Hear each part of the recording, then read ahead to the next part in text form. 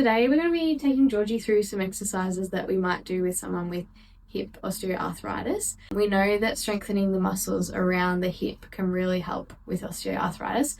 And so some of the things that we would start with for Georgie if she was coming in initially would be some easier exercises just to get her range of motion going and start to build her strength. So some of those movements might look like hip abduction. So what I'll get you to do, Georgie, is holding onto the pole. We're going to keep your body nice and straight, so we're trying not to lean with it. And then what you're going to do is just lift your leg out to the side.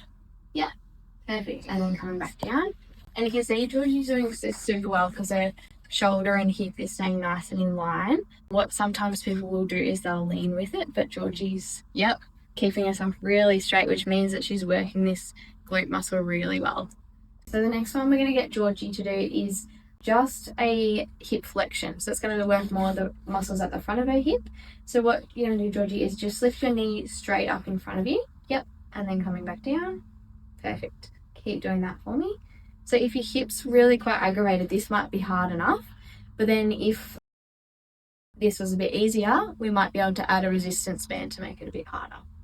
The next one we're going to look at is hip extension. So it's going to work more of that glute again. So really helping with that hip OA. So what Georgie's going to do, she's going to hold onto the pole again, keeping herself really straight like she did with the other exercises.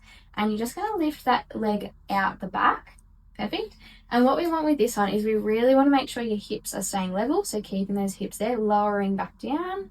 Yep. Go again.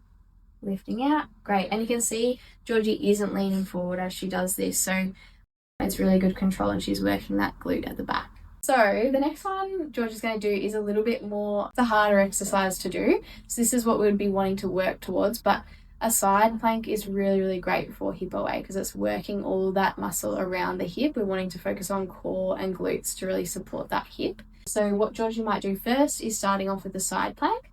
So that's where you're going to have your elbow on the mat. And we're just going to go on the knees first. And then what Georgie's going to do is push through her knees and lift her hips up to the sky. Yep. And she's just going to bring her hips forward a little bit so she's got that straight line from her shoulder to her knees. That looks great. And then lowering those hips back down. Perfect. So that's one version of a side plank. And then if we wanted to go even harder, we could then do side on the feet. So extending those legs out straight and then lifting up.